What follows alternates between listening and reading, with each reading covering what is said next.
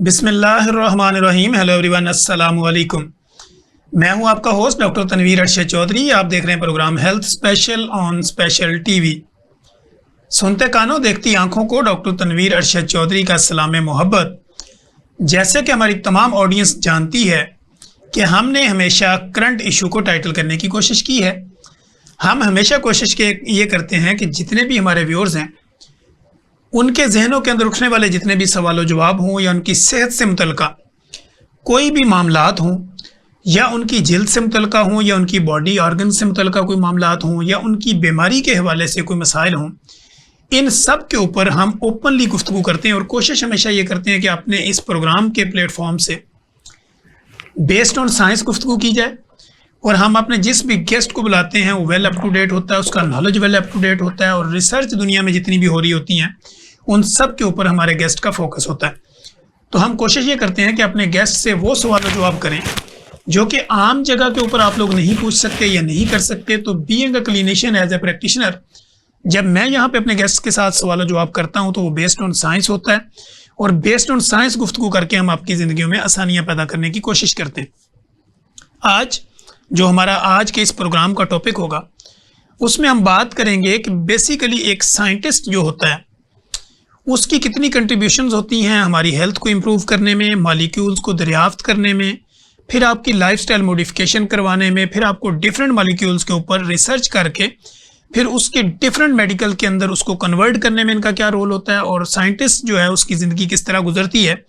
इन सारे मामलात पर हम बात करेंगे। हमारे आज की जो गेस्ट हैं, most popular, most famous, most youngest, most experienced doctor Maria Yusuf जो कि साइंटिस्ट हैं, वो कराची से हमारे साथ तशरीफ़ लाई हैं और हम इनसे मुकम्मल ये जानने की कोशिश करेंगे कि डॉक्टर साहबा की जो बेसिकली यहाँ तक पहुँचने का जो सफ़र है एज ए साइंटिस्ट वो इन्होंने कैसे तय किया, क्या hurdles I being a female, और अब जो इनकी रिसर्च है वो किस लेवल पे हो रही हैं और आजकल के दौर के अंदर जो कार्डियो मेटाबॉलिक के ऊपर काम हो रहा है, रिवर्सल ऑफ डायबिटीज़ के ऊपर काम हो रहा है, डॉक्टर साहबा की कितनी कंट्रीब्यूशन है। डॉक्टर साहबा, welcome to the show. Thank you so much. First of all तो थैंक यू सो मच कि आपने हमें वक्त दिया और हम ये जानना चाहेंगे कि डॉक्टर मारिया यूसुफ बेसिकली जब तक वो साइंटिस्ट नहीं बनी थी तो साइंटिस्ट बनने से पहले का और आपकी स्कूल जर्नी जो है वो किस तरह आपने यहाँ तक पहुँची। Well, thank you so much doctor Tanvir, first of all कि आपने मुझे इस प्रोग्राम में इनवाइट किया और आपका प्रोग्राम व्यूअर्स के लिए एक बड़ी इंपॉर्टेंट सोर्स है इंफॉर्मेशन के लिए और अवेयरनेस के लिए। सो इस हवाले से आपके जो कंट्रीब्यूशन है उस पर मैं आपको बहुत ज़्यादा कॉन्ग्रेचुलेट करती हूँ कि लोग आपको फॉलो कर रहे हैं और आपके प्रोग्राम से सीखने का उन्हें मौका मिल रहा है। दूसरी बात ये कि मैं एक साइंटिस्ट कैसे बनी। देखें, स्कूल में जब आप होते हैं तो डिफरेंट आपके एम्स होते हैं, ऑब्जेक्टिव्स होते हैं आपकी लाइफ के कि आपने क्या बनना है, आगे क्या कंट्रीब्यूशन आपका करना है सोसाइटी में। मुझे साइंस हमेशा से अच्छी लगती थी और साइंस मेरा सब्जेक्ट में मेरे बहुत अच्छे डिस्टिंक्शन मार्क्स आते थे और मैं बहुत ज़्यादा सोचती थी हर चीज़ के बारे में, क्रिएशन के बारे में, यूनिवर्स बनी है, क्यों बनी है, कैसे बनी है और इसका क्या पर्पस है। और फिर जब हमने मैट्रिक साइंस किया तो उसमें डिस्टिंक्शन था। फिर उसके बाद जब मैं कॉलेज में आई तो फिर इंटर प्री मेडिकल किया मैंने, तो उसमें साइंटिफिक जो है वो बड़ा मेरा इन्वॉल्वमेंट था, एक्सपेरिमेंट करते थे हम लोग। तो फिर जब मैं यूनिवर्सिटी में आई तो यूनिवर्सिटी में आपको पता है कि जब आप ग्रेजुएशन कर रहे हो या मास्टर्स कर रहे हो तो आप अपनी बुक्स की स्टडीज़ करते हैं ज़्यादातर और एक्सपेरिमेंट जो ऑलरेडी डिज़ाइन हुए हुए होते हैं आप वो कर रहे होते हैं। रिसर्च आर्टिकल्स पढ़ना, रिसर्च जर्नल्स पढ़ना ये इतना जो है ग्रेजुएशन लेवल पर कॉमन नहीं होता, लेकिन मुझे क्योंकि शौक़ था और मैं साइंटिस्ट से इंस्पायर होती थी तो मैं जो है लाइब्रेरी में जाकर बहुत ज़्यादा टाइम स्पेंड करती थी और रिसर्च जर्नल पढ़ती थी ग्रेजुएशन लेवल पर भी, जो कि लोग यूजुअली एमफिल और पीएचडी लेवल पर पढ़ते हैं। तो मुझे ग्रेजुएशन से इतना शौक़ था कि मैं लाइब्रेरी में जाकर टाइम स्पेंड करती थी और वो टाइम जो स्टूडेंट्स थोड़ा सा भी क्लास के बिटवीन एक ब्रेक मिलता है तो वो बाहर आउटिंग में स्पेंड करते हैं या कहीं जिम्नेजियम चले गए या कहीं बुक फेयर चले गए या पार्टी में चले गए, कोई गेट टुगेदर कर लिया, तो वो टाइम भी मैं जो है वो लाइब्रेरी में स्पेंड करती थी। ये मुझे बहुत शौक़ था हमेशा से और इसी ने फिर न्यू डोर्स ओपन किए मेरे लिए और मैंने फ़ैसला किया कि मैं अपनी रिसर्च को कंटिन्यू करूँगी और डॉक्टरल स्टडीज़ में एडमिशन लूँगी। तो फिर अल्हम्दुलिल्लाह मैंने डॉक्टरेट कंप्लीट किया अपना मेडिसिनल केमिस्ट्री में। फिर जब ड्रग डिज़ाइनिंग, ड्रग डिस्कवरी मेरा रिसर्च डोमेन है, सो उसमें मैंने जब बहुत सारी रिसर्चेस कंडक्ट की और रिसर्चेस पढ़ी तो मेरा माइंड बहुत चेंज हुआ और मुझे लगा कि हम हेल्थ साइड पर जो है और न्यूट्रिशन साइड पर हम अगर एक लोगों में अवेयरनेस क्रिएट करें और प्रॉपर उनको जो है वो गाइड करें तो एक पैराडाइम शिफ्ट क्रिएट हो सकता है, क्योंकि अनफॉर्चुनेटली पाकिस्तान में इस टाइम मेटाबॉलिक डिजीजेज और डायबिटीज़ जो है वो सबसे ज़्यादा है दुनिया भर में। तो ये एक अलार्मिंग कंडीशन है और उसको सिर्फ इसी तरीके से रिवर्स किया जा सकता है कि लोगों को ज़्यादा से ज़्यादा अवेयर किया जाए, ज़्यादा से ज़्यादा उनको टीच किया जाए और उनका लाइफस्टाइल मॉडिफाई किया जाए ताकि वो इन डिजीज़ से निजात हासिल करें। और जो ग्लोबली इम्पैक्ट हमारे कंट्री का जा रहा है कि पाकिस्तान में सबसे ज़्यादा हाई प्रिवलेंस है डायबिटीज़ की, वो जो है रिवर्स करे और जो विटामिन डी डेफिशिएंसी की हाई प्रिवलेंस है वो भी रिवर्स करे। अच्छा डॉक्टर साहब, जैसे ही आपको ये पता चला कि आप आज जो है वो आप हमारे हेल्थ स्पेशल प्रोग्राम में आ रही, तो हेल्थ स्पेशल प्रोग्राम के बारे में आपका क्या ख्याल है? देखिए, आप ये एक अच्छा प्रोग्राम आप कंडक्ट कर रहे हैं और इसमें डिफरेंट टॉपिक्स जो है हेल्थ के आप कवर करते हैं, अपने गेस्ट को इनवाइट करते हैं, उनसे डिस्कस करते हैं, एक डिटेल डिस्कशन होता है आपका जो कि लोगों के लिए एक अवेयरनेस का बाइस है।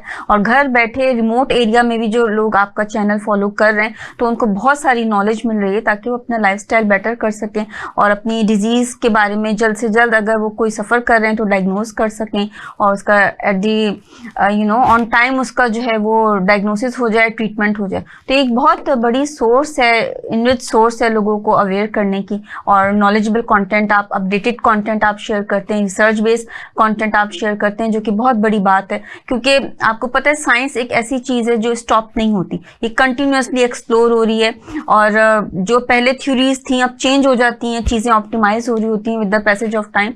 तो आपको अपडेट रहना बहुत ज़रूरी होता है और आप अपडेटेड हैं ये जान के मुझे खुशी होती है कि आप CME अटेंड करते हैं और आप जो है अपने नॉलेज वाइज अपडेट हैं और लोगों को भी आप अपडेट रखने की कोशिश करते हैं। अच्छा डॉक्टर साहब, जैसे कि लाइफस्टाइल मॉडिफिकेशन के ऊपर बात होती है, तो आज के दौर के अंदर अगर कोई बंदा अपना लाइफस्टाइल चेंज करना चाहे तो उसका आसान तरीका क्या है? आसान तरीका तो देखें, सबसे पहले ये कि आपने जंक फूड का जो कंजम्पशन है अनफॉर्चुनेटली हमारी सोसाइटी में इतना इंक्रीज हो गया है, उसको आपने अवॉइड करना है। अपना जो न्यूट्रिशन है आपका वो हेल्दी और सिंपल होना चाहिए। कार्बोहाइड्रेट का जो कंजम्पशन है उसको लिमिट करें और सिंपल शुगर्स का कंजम्पशन जो है वो आप कट डाउन करें। सेकेंडली ये कि आपने फिजिकल एक्टिविटी कोई ना कोई ज़रूर करनी, चाहे वो आप वॉक करें, सिंपल ब्रिस्क वॉक करें, योगा करें या एरोबिक करें, जुम्बा करें, जिम करें, कुछ भी करें, लेकिन कोई ना कोई फिजिकल एक्टिविटी आपने ज़रूर करनी है जो कि 30 to 40 मिनट्स की हो, रेगुलर हर इंसान ने करनी है। अब ये आप पर डिपेंड करता है कि आपको क्या चीज़ सूट करता है अपने टाइम और अपनी हेल्थ के अकॉर्डिंगली। और थर्ड ये है कि आपने थोड़ा सा जो है मेडिटेट ज़रूर करना है, अपने स्ट्रेस को कंट्रोल करना है क्योंकि डेली लाइफ में हर किसी को स्ट्रेस का जो है वो चैलेंजिंग सिचुएशन फेस करनी पड़ती है। तो अगर आप जितना अपना स्ट्रेस कंट्रोल रखेंगे ना, आपकी लाइफ उतनी ज़्यादा हैप्पियर और हेल्थियर होगी। सो ये 3-4 टिप्स हैं जो आप फॉलो करेंगे, आप हेल्दी रहेंगे। जंक फूड को अवॉइड करना बहुत ज़्यादा ज़रूरी है। ठीक हो गया। अच्छा डॉक्टर साहब, आप क्या समझती हैं कराची और लाहौर का जो लाइफ मॉडिफिकेशंस है इसमें कितना फ़र्क आप महसूस करती हैं? देखिए, मैं क्योंकि कराची बेस्ड हूँ तो मुझे वहाँ पर एक चीज़ जो डिफरेंट लगती है लाहौर से वो ये कि वहाँ जो मील सर्व होता है उसका पोर्शन कंट्रोल्ड है, लेकिन लाहौर में बहुत ज़्यादा पोर्शन देते हैं, वो सर्व करते हैं जो कि आई थिंक 2% का होता है तो वो 1% को सर्व कर रहे होते हैं। हर चीज़ की क्वांटिटी बहुत ज़्यादा है, फिर उसको ख़त्म करना अपना फ़र्ज, फिर वो मुश्किल भी होता है। और देखिए फिर उससे एक तो वेट गेन होना, हाई कैलोरी आप कंज्यूम कर लेंगे, ओवर आप ईट कर लेंगे, तो वो ज़्यादा है। Portion control it's very important, जो आपने अपनी हेल्थ के अकॉर्डिंगली, अपने वेट के अकॉर्डिंगली लेना है। खाएं, सब चीज़ें खाएं, लेकिन एक लिमिट में लें, कम पोर्शन में लें तो वो इतना हार्मफुल नहीं होता। अगर आप बहुत ज़्यादा ओवर ईट करते हैं तो वो फिर हार्मफुल होता है। अच्छा, हमारे व्यूअर्स को आप ये बताएं कि एक साइंटिस्ट जो होता है वो किस तरह की उसकी लाइफ होती है और वो किस तरह की रिसर्च के ऊपर वो इन्हिसार करता है? देखिए, साइंटिस्ट जो होते हैं ना, वो सबसे पहले तो मैं आपको बताऊं कि नेचुरल होते हैं, बड़े और ऑर्गेनिक होते हैं, नेचर से बहुत नियरेस्ट होते हैं। क्योंकि अल्लाह ताला ने भी जब ये कायनात क्रिएट की तो अल्लाह ताला ने 3 दिन 3 रातों में ये कायनात क्रिएट की है और लोगों को कहा है कि इस रात और दिन के आने जाने में निशानियां हैं अकल वालों के लिए। तो अल्लाह ताला ने अकल वालों के लिए और सोच समझ रखने वालों के लिए, रिसर्च करने वालों के लिए क्वेश्चन लीव किया। और फिर ये भी कहा है कुरान में कि और वो लोग जो इल्म रखते हैं और वो लोग जो इल्म नहीं रखते यानी जाहिल हैं, वो भला कभी बराबर बराबर हो सकते हैं, तो ऐसा हो ही नहीं सकता कि पढ़े लिखे लोग और जो सोचने समझने वाले scientific research point of view के लोग हैं वो और जाहिल लोग कभी बराबर हो। तो अब वो लोग कैसे डिफरेंट करते हैं? वो ऐसे डिफरेंट करते हैं क्योंकि वो किसी भी चीज़ को अगर देखते हैं ना, किसी सिनेरियो को देखते हैं, कोई भी कोई ड्रग को देख रहे हैं, किसी प्लांट को देख रहे हैं, तो उनके दिमाग में व्हाट, व्हाई, हाउ, वेयर ये क्वेश्चंस जागते हैं। क्यों हो रहा है, कैसे हो रहा है, कब से हो रहा है, कहाँ से हो रहा है। तो ये जो क्वेश्चनिंग का जो उनका माइंड होता है ना, ये उनको एक साइंटिफिक अप्रोच देता है जिससे वो जानते हैं और कोशिश करते हैं और फिर किसी ना किसी रिजल्ट तक पहुँचते हैं। तो ये एक बड़ा डिफरेंशिएटिंग साइंटिस्ट की एक ऑब्जर्वेशन होती है, डीप ऑब्जर्वेशन होती है, नेचर से नियरेस्ट होते हैं और सिंपल होते हैं। मतलब वो आम लोग जो जिन चीज़ों की तरफ अट्रैक्ट होते हैं, मटेरियल की तरफ अट्रैक्ट होते हैं, इंस्पायर होते हैं, वो उनसे वे फार सोचते हैं, क्योंकि खुदा भी तो खूबसूरत है और खुदा भी तो उसकी कायनात भी सादा है और वो अल्लाह ताला खुद भी सादगी को पसंद करते हैं।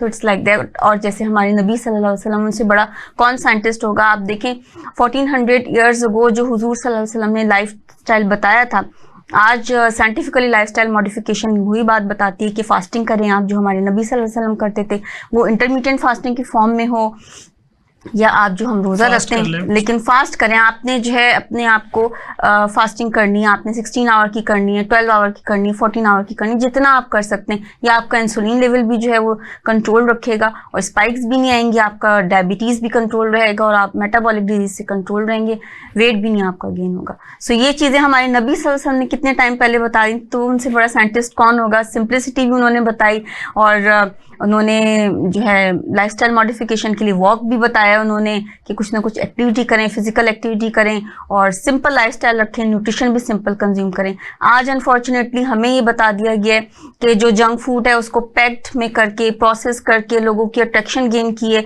कि ये आपका फूड है, मगर वो फूड नहीं है। उसमें बहुत सारे एसेंस हैं, केमिकल्स हैं और फूड कलर्स हैं जो आपके लिए बहुत सारे टॉक्सिक डिजीज कॉज करते हैं, स्पेसिफिकली ये कैंसर्स। ठीक है। अच्छा डॉक्टर साहब, जैसे आपने सादगी की बात की जी, आज के दौर के अंदर सादा जिंदगी गुजारने का फायदा क्या है? देखिए, सादा ज़िंदगी गुजारने का सबसे बड़ा फ़ायदा तो ये है कि आप बीमारियों से दूर रहते हैं। दूसरा ये कि आप हेल्दी रहेंगे, जब बीमारियों से दूर होंगे तो आप हेल्दी रहेंगे। और तीसरा इम्पॉर्टेंट ये है कि आप स्पिरिचुअली भी ब्लेस्ड रहेंगे और आप का स्ट्रेस भी कंट्रोल होगा। आप जितना मटेरियल की तरफ अट्रैक्ट होंगे ना, आपका स्ट्रेस लेवल भी बढ़ेगा, कंपटीशन बढ़ेगा, उसमें फिर आपको कोई लिमिट नहीं मिलेगी। आज आपने एक चीज़ कोई परचेज की, कल आपको अंदर कंपटीशन आएगा, मुझे अब ये भी चाहिए, फिर मुझे ये भी चाहिए, तो वो ये कि ना कोई एंड नहीं आपको मिलेगा। लेकिन अगर आपकी लाइफ सादा होगी, आपको मैं जैसे गाड़ी की एग्जांपल देती हूँ, लोग मुझसे पूछते हैं व्हाट्स योर फेवरेट कार, बड़ी बड़ी गाड़ियों के नाम, कहते हैं चलती का नाम गाड़ी, जो आपको आपकी मंजिल पे ले जाए वो आपके लिए बेस्ट है, क्योंकि वो आपने आपका जो पर्पस था एक जगह से दूसरी जगह जाने का, वो उसने फुलफिल कर दिया। सो ये सिंप्लिसिटी है। अगर आप इसमें ही फिर लिमिट्स कर लें, एक ब्रांड की कार, फिर दूसरे ब्रांड की कार, फिर तीसरे ब्रांड की कार, तो कोई एंडिंग नहीं होगी। तो बेनिफिट्स ये हैं कि आपका स्ट्रेस भी कंट्रोल रहेगा, शुक्र करेंगे अल्लाह की दी हुई नेमतों का। अल्लाह ताला कहते हैं कि आप जितना उसकी दी हुई नेमतों का शुक्र अदा करते हैं तो वो अल्लाह ताला की ज़ात भी आपसे खुश होती है, अल्लाह ताला फिर आपको और नवाजते हैं और आपको अपनी लाइफ में पीस मिलेगा। जो एंजाइटी है, स्ट्रेस और डिप्रेशन है, उसका एक रीज़न ये भी है कि लोग बहुत ज़्यादा मटेरियलिज्म की तरफ अट्रैक्ट होते हैं, वो सिंप्लिसिटी को भूल गए। आप देखिए आपके पेरेंट्स, फादर, फोरफादर, उन्होंने लाइफ सिंपल स्पेंड की, सिंपल लाइफस्टाइल था और वो सुकून में रहते थे, खुश रहते थे। मगर आज जितनी एडवांसमेंट हो रही है, जितनी टेक्नोलॉजी आपके पास है, आप के अंदर सुकून ख़त्म होता जा रहा है। ठीक है। अच्छा डॉक्टर साहब, जैसे हम कार्डियो मेटाबॉलिक सिस्टम की बात करते हैं, एक हमारा आम जो व्यूअर्स है, हमें देखने वाला, वो क्या समझे कि कार्डियो मेटाबॉलिक सिस्टम बेसिकली है क्या? देखिए, मेटाबॉलिज्म तो ये है, सिंपल जो है कैटाबॉलिज्म एंड एनाबॉलिज्म से ड्राइव किया हुआ है कि आप जो चीज़ें लेते हैं या कंज्यूम करते हैं, उनका सिंथेसिस होना आपकी बॉडी में और अप्रोप्रिएटली जो है वो उसका यूटिलाइज होना। अब वो चीज़ें क्या हैं? आपके बेसिक जो मैक्रोमोलिक्यूल्स और माइक्रोमोलिक्यूल्स। मैक्रोमोलिक्यूल्स क्या हैं? प्रोटीन्स, कार्बोहाइड्रेट्स एंड फैट्स, और माइक्रोमोलिक्यूल्स हैं विटामिन्स, मिनरल्स एंड वाटर। ये सारा आपका न्यूट्रिशन कॉन्टेंट है। इन सब का प्रॉपरली जो है वो एक पोर्शन जितना रिक्वायर्ड होता है पर डे, उसका यूटिलाइज होना, कंज्यूम होना और प्रॉपरली यूटिलाइज होना, और एनर्जी का प्रोडक्शन, क्योंकि आप जो फूड लेते हैं उसका पर्पस ये होता है कि उससे एनर्जी प्रोड्यूस हो। तो अगर ये सिस्टम आपका पूरा प्रॉपरली सही है कि आपने जो कार्बोहाइड्रेट कंज्यूम किए हैं वो शुगर जो है वो यूटिलाइज हो गई है प्रॉपरली और जो एनर्जी है वो प्रोड्यूस हो रही है एटीपी की फॉर्म में, तो आप एक हेल्दी आपका लाइफस्टाइल है। अगर वो नहीं प्रोड्यूस हो रही है एनर्जी आपकी और वो शुगर का लेवल भी इंक्रीज है, इंसुलिन का लेवल भी इंक्रीज है और आप डायबिटीज और फिर आपका डिस्लिपिडीमिया भी हुआ हुआ है, ट्राइग्लिसराइड भी बढ़े हुए हैं, कोलेस्ट्रॉल भी बढ़ा हुआ है, तो फिर आपके अंदर एनर्जी प्रोडक्शन का प्रोसेस भी स्लो भी होगा, कम भी होगा और आपके बायोमार्कर्स भी एलिवेट करेंगे। सो इनका कंट्रोल होना, अपनी लिमिटेड रेंज में होना, ये बहुत इंपॉर्टेंट है आपके एक हेल्दी लाइफस्टाइल के लिए, जिसके लिए आपको जो है वॉक करना, अपने न्यूट्रिशन को कंट्रोल करना, कार्बोहाइड्रेट का खास करके लिमिट करना बहुत ज़रूरी है। प्रोटीन आप अच्छी क्वांटिटी में लें, फैट गुड फैट लें जो कि मोनोअनसैचुरेटेड है, पॉलीअनसैचुरेटेड है, सैचुरेटेड और ट्रांस फैट को आप अवॉइड करें जो कि बेकरी प्रोडक्ट्स में होता है। तो आप एक हेल्दी लाइफस्टाइल गुजार सकते हैं। ऑलिव ऑयल का कंजम्पशन करें तो it's very good and healthy, और ये तो हमारी हुजूर सल्लल्लाहु अलैहि वसल्लम ने फरमाया है कि eat olives and use its oil because its come from a blessed tree. ठीक है। अच्छा डॉक्टर साहब, अगर हम बात करें जैसे कि हम साइंटिस्ट की बात कर रहे हैं कि एक साइंसदान की ज़िंदगी में क्या क्या मुश्किलात भी होती हैं, एक साइंसदान किसी मॉलिक्यूल की जब रिसर्च करता है तो उस पर कितना टाइम लगता है?